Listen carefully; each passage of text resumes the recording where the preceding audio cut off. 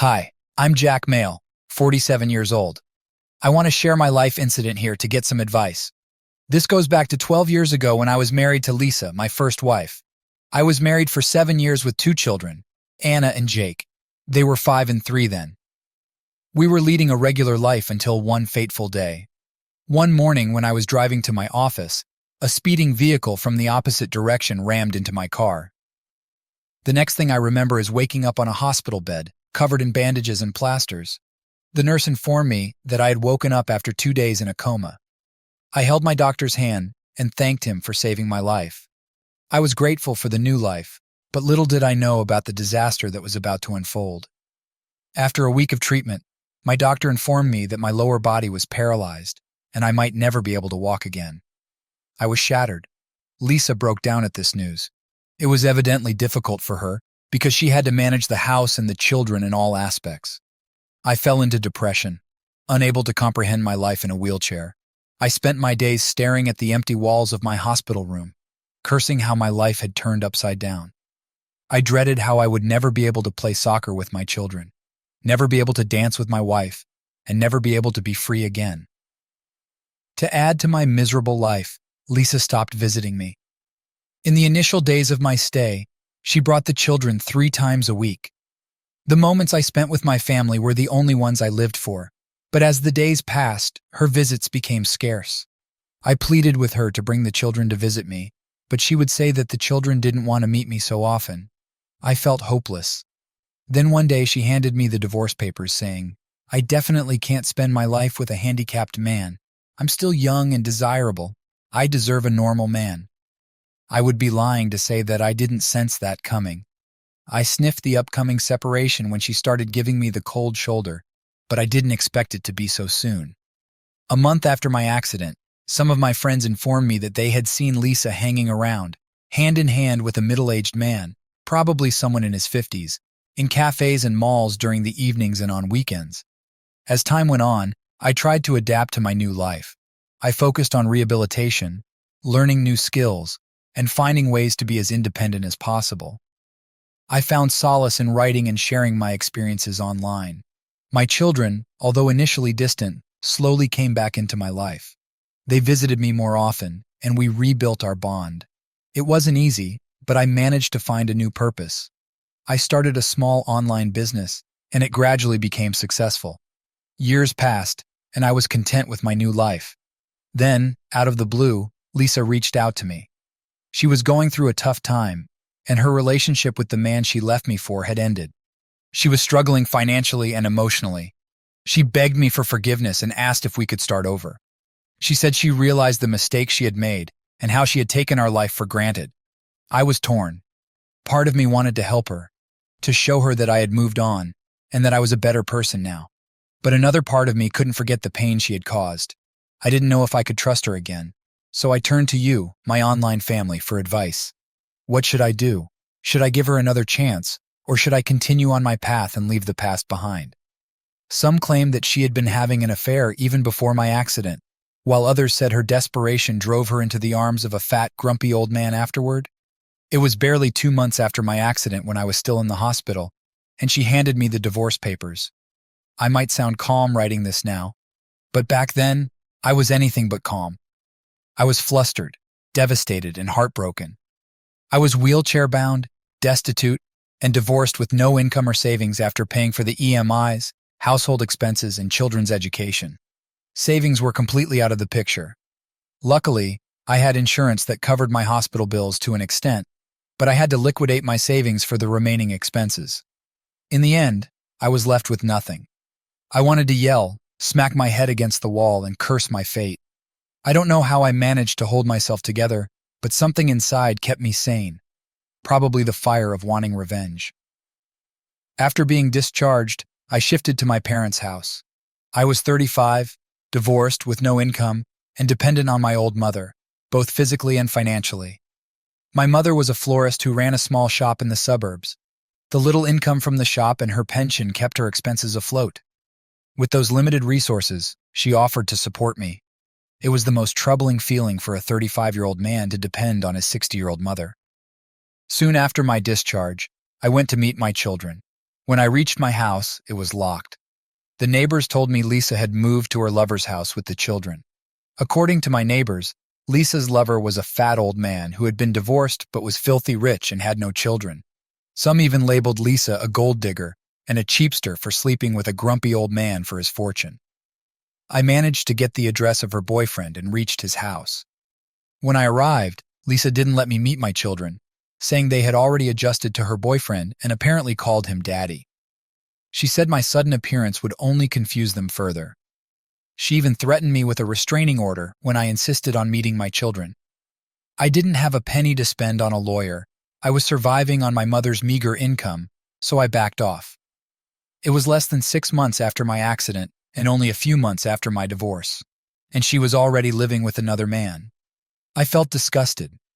I asked her how she could abandon me and move on so quickly. Immature, I know.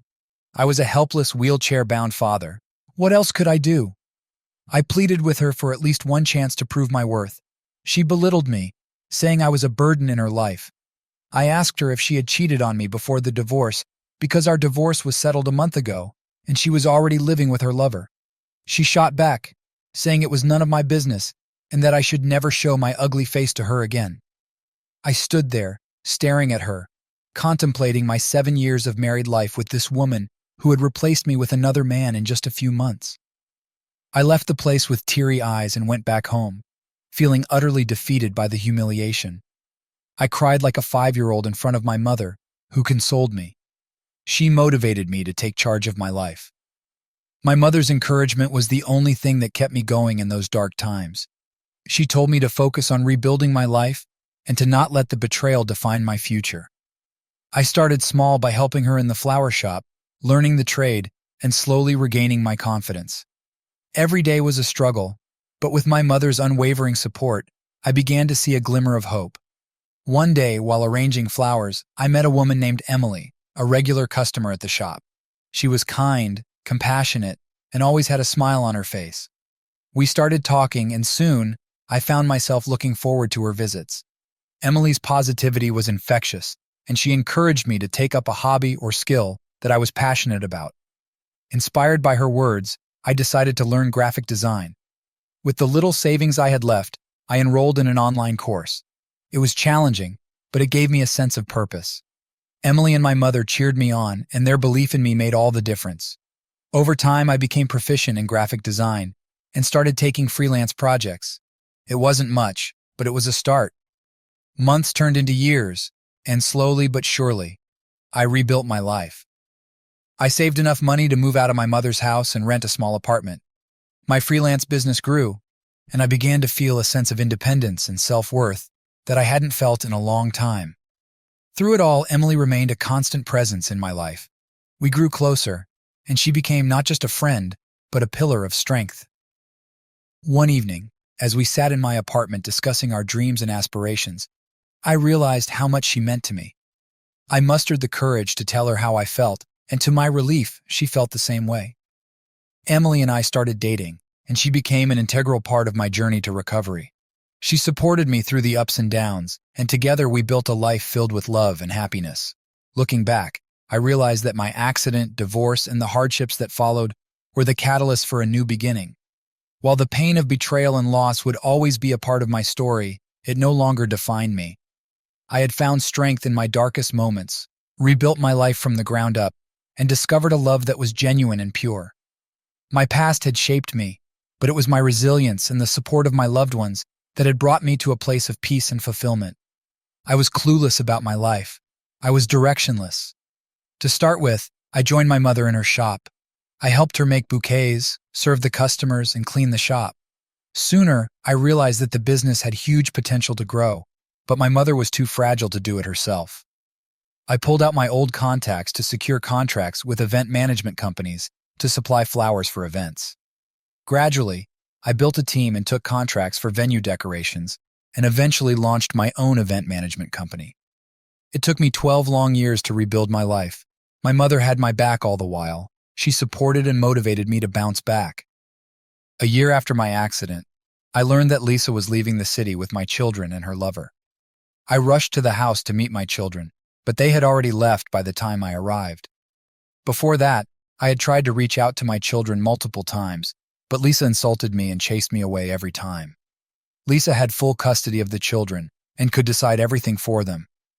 Since I was physically and financially challenged, I could not contest joint custody. I couldn't challenge her restraining order because I was too broke to hire a lawyer. Lisa's wealthy boyfriend Evan was there, and I didn't know if he had been with her before my accident or if he suddenly appeared in Lisa's life. All I knew was that he was a wealthy man with ample ancestral property. In the last 12 years, whenever I got any leads about my children, I traveled to meet them but failed every time. Lisa threatened to get me arrested as her boyfriend had the money and contacts to get away with anything. By the way, that man didn't marry Lisa even after 12 years, although they lived together. A year ago, I finally filed for joint custody. I was waiting eagerly for my event management business to stabilize. I filed for custody and finally managed to get 15 days. They were flying next week to my house. Although Lisa did her best to object to my plea in court, I hired a good lawyer who presented my case well, and I got 15 days. Besides, my children are grown-ups now, and they were asked if they wanted to meet me and affirmed a yes. I know I can't compensate for the last 12 years, but I wish to spend quality time with my children. As the time is nearing, I'm feeling nervous and delighted at the same time. They're 17 and 15 now. I know teenagers are demanding these days. I hope that my children are not mean and toxic to the extreme. I don't know what stories Lisa has told them in the last 12 years. Should I tell them the truth about their mother? I don't know. Do you guys have any suggestions on this? How do I approach them? I'm super nervous and super excited. Let's share with the community. Update 1. Hi all, I have quite an update.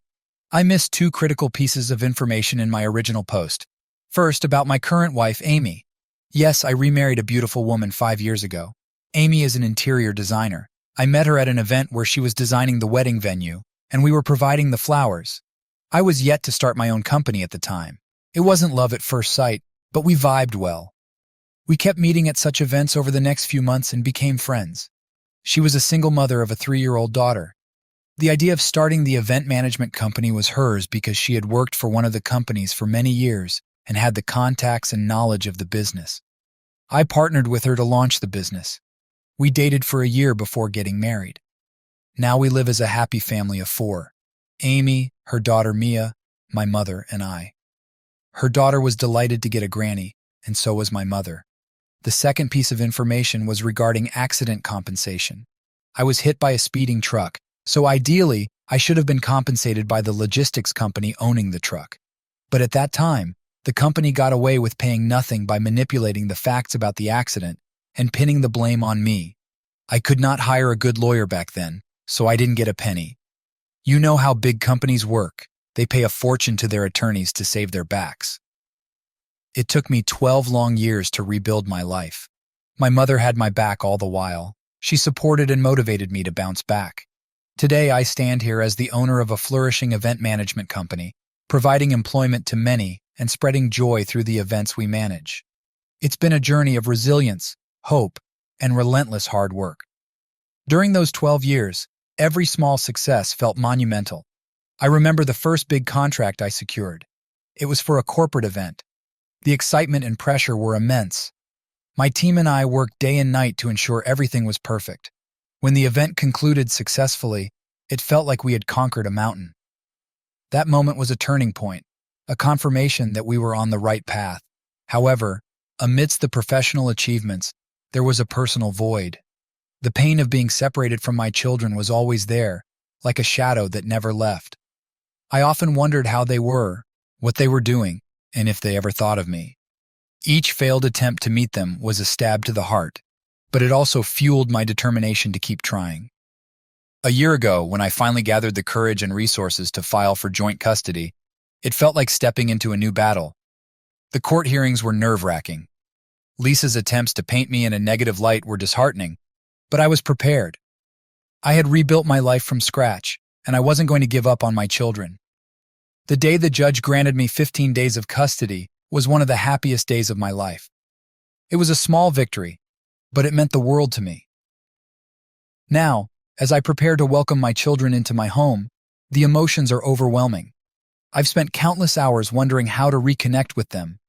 Teenagers are a different breed. They are navigating their own complex world of emotions and experiences. I hope they see the man I've become and understand that everything I did was for them.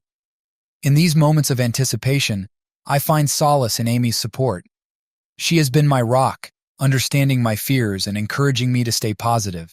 Her daughter Mia, too, has been a beacon of joy. Seeing the bond she shares with her granny gives me hope that my children will also find comfort and love in our home. After my marriage to Amy, she suggested I refile the case since we could afford a suitable lawyer. The case is still in court, but my lawyer has given us a positive hint that the judgment would come in our favor. All right, coming back to my story. As I mentioned in my original post 3 months ago, my children were supposed to visit me after 12 years of my divorce. I was excited and nervous, but Amy calmed me down and supported me all the while. I went to pick them up from the airport. The elder one, Laura, is 15 now, and the younger one, Lucas, is 13. They have grown up to be beautiful and handsome teenagers. After the initial greetings, we ran short of conversations. It was awkward for all three of us on our way to the house from the airport. I tried to break the ice by asking them about their school life and city. I deliberately skipped the conversations regarding their mother. They too didn't bring her up.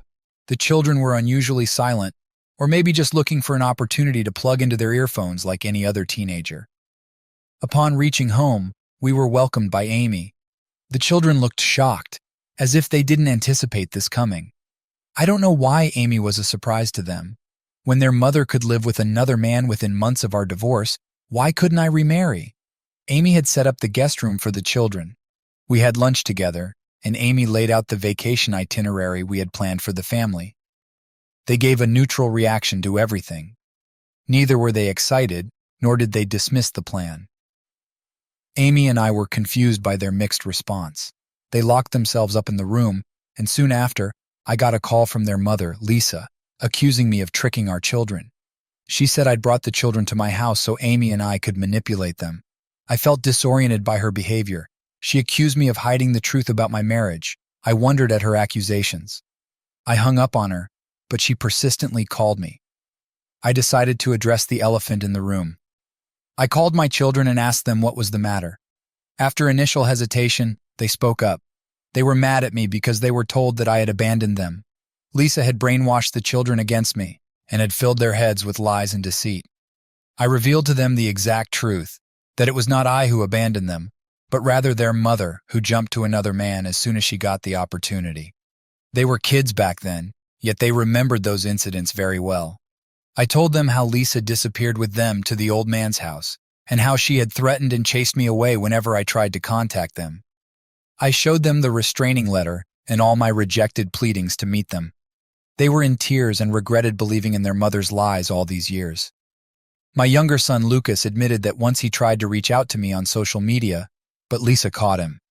She emotionally blackmailed him and made him promise that he would never contact me again. The children also admitted to having been rebuked by Lisa's boyfriend.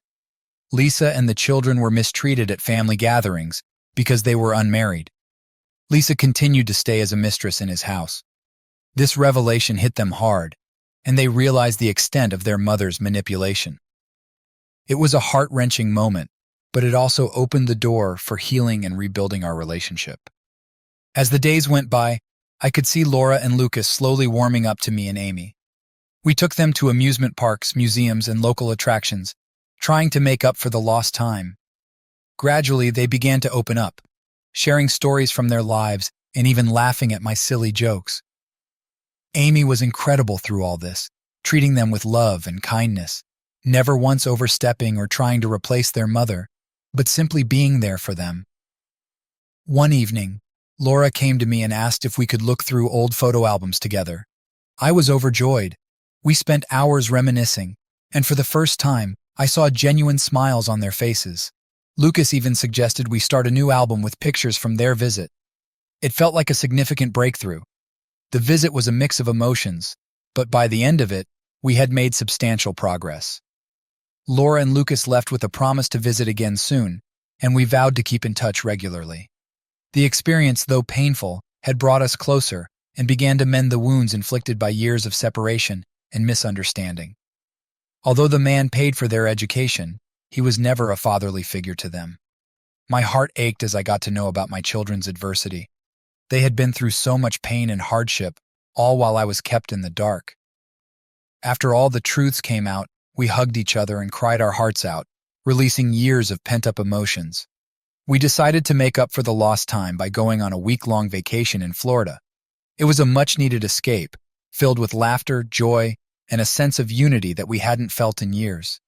Laura and Lucas bonded with Amy and Mia, who was turning 8 this year. They played together on the beach, built sandcastles, and shared stories late into the night. I couldn't be happier seeing all my family together, forming new and stronger bonds. My children uploaded our group photos on social media, captioning them "Happy Family." The photos captured moments of pure happiness and togetherness, something we all cherished deeply. As soon as Lisa saw those photographs, she called them up and berated them for their foolish behavior. She was furious, blaming them for betraying her by bonding with us.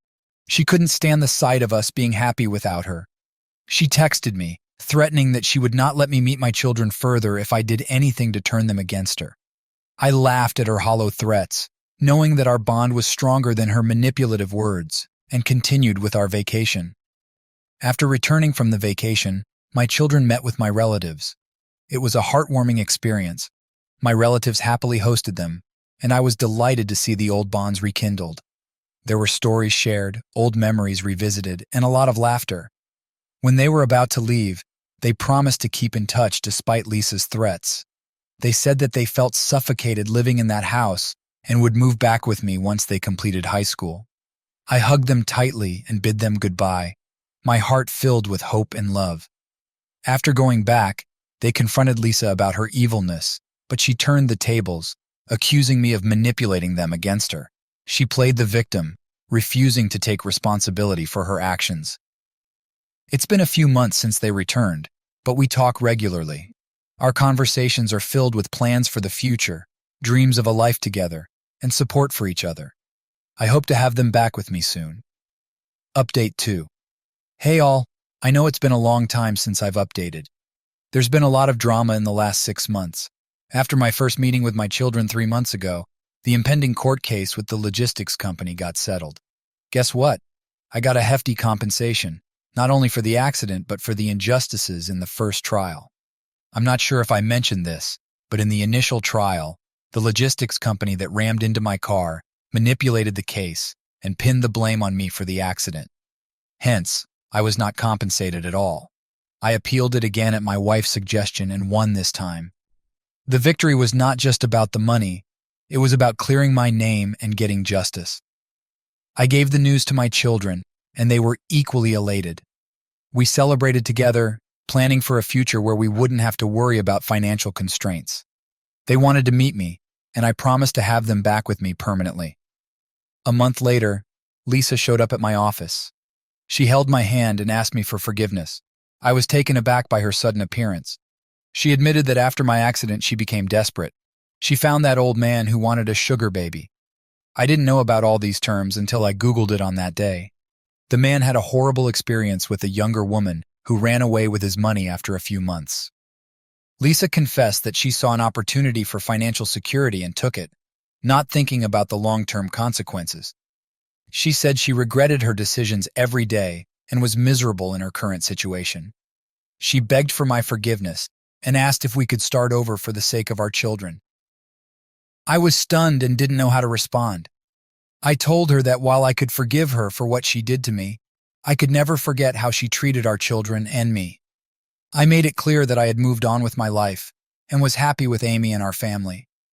Lisa left in tears, but I felt a strange sense of closure. It was as if a heavy burden had been lifted off my shoulders.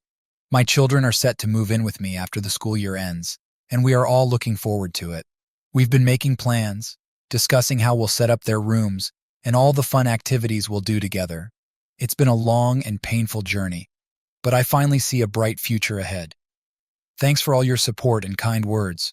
You've been there for me through thick and thin, and I can't express how much that means to me. I'll keep you updated on any new developments. So he decided to settle with a not-so-young sugar girl, Lisa, who was 32 back then. Lisa had 2 children, which served as a guarantee of her loyalty. The man had stated clearly that he would not marry her, and instead keep her as the mistress because he didn't want to share the inheritance with my children. Lisa agreed to his terms because he promised to feed and fund their education. I asked her why she didn't get a job. She said she had never worked and was unsure if she could earn a similar lifestyle, which her lover gave her for free. She kept saying that she did everything to protect the children's future. She stood on her grounds, saying the children would have grown up in poverty if she didn't take that step. I got so annoyed at her nagging that I yelled at her, saying she could have at least given me a chance to bounce back. If she was so concerned about her children's future, she should have discussed that with me instead of jumping to conclusions and deserting me without any heads up. I clarified that I had moved on, and her pleadings didn't matter. She recounted all those happy moments we shared, like our wedding day and the birth of our 2 children. I shrugged her off, saying I was a different person now, and all those memories had faded away. They didn't mean anything to me. She crossed the line by saying she and my children were my original family, not Amy and Mia. She said that Mia was not my daughter, and that I could never have a proper family with Amy and Mia. I felt disgusted at her cruel mind. She insisted that I take her back so the rest of the family could reunite.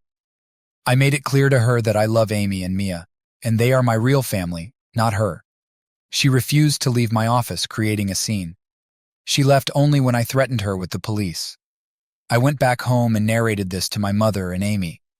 Amy was naturally distressed by this, but she is a mature woman and didn't make a big deal out of it. My mother said that she never liked Lisa because of her selfishness. Mom even said that Lisa had returned to me only because of the money I had received after the court settlement. That woman is indeed a gold digger. When my children learned about their mother's behavior, they berated her and told her to stay in her lane. I'm not sure how her sugar daddy got to know about this incident, but he had threatened to throw her out if she tried to reach out to me again. I couldn't be more thankful to him. The latest update is that my children are moving in with me this month. They will stay with us briefly before I put them in a nearby college. They wanted to enjoy their college life and stay at a hostel. I believe we should remain connected, but at the same time give ourselves some space to know each other. The children have abandoned Lisa, and in the end, she is left with nothing but her sugar daddy. I hope she gets to enjoy the sugar until it turns sour. Despite her insistence, I remained firm in my decision. I reminded her of the countless nights I spent alone, wondering where I went wrong, while she lived a life of luxury with her new benefactor. The pain she caused was unbearable, and it took me years to rebuild my life and trust in relationships. The bond I share with Amy and Mia is built on love and mutual respect, something Lisa and I never had. Lisa's betrayal not only shattered our marriage, but also the trust and respect I had for her as the mother of my children. Her choice to leave for a life of convenience left deep scars, but it also taught me valuable lessons about resilience and self-worth. My mother, who had always seen through Lisa's facade, stood by me through thick and thin, offering unwavering support and wisdom. She often reminded me that true family stands by you not only in times of joy, but also in moments of hardship. As Lisa's desperation grew, so did her attempts to manipulate our past. She tried to evoke emotions by bringing up our children's birth, the milestones we celebrated, and the dreams we once shared. But those memories, once cherished, had turned into painful reminders of her betrayal.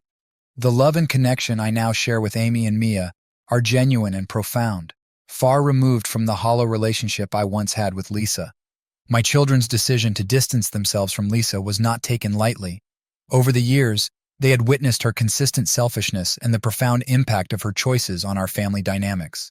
Their move to stay with me signifies not just a change in living arrangements, but a pivotal new chapter in our lives. This transition marks an opportunity for us to rebuild and strengthen our bonds, fostering a sense of unity that had been strained by past events. I am fully committed to providing them with the stability and support they need as they embark on the challenging yet exciting journey of college life. Lisa's fate with her sugar daddy remains uncertain, shrouded in the consequences of her decisions. Her relentless pursuit of a luxurious lifestyle, often at the expense of meaningful family ties, has led her down a path of increasing isolation. While she may be surrounded by material wealth, the absence of genuine connections has left her existence feeling hollow. As for me, I find solace and strength in the unwavering love and support of Amy, Mia, and my children. Together, we are forging a future built on trust, respect, and authentic affection. We are leaving behind the painful memories of the past and focusing on creating a nurturing and positive environment.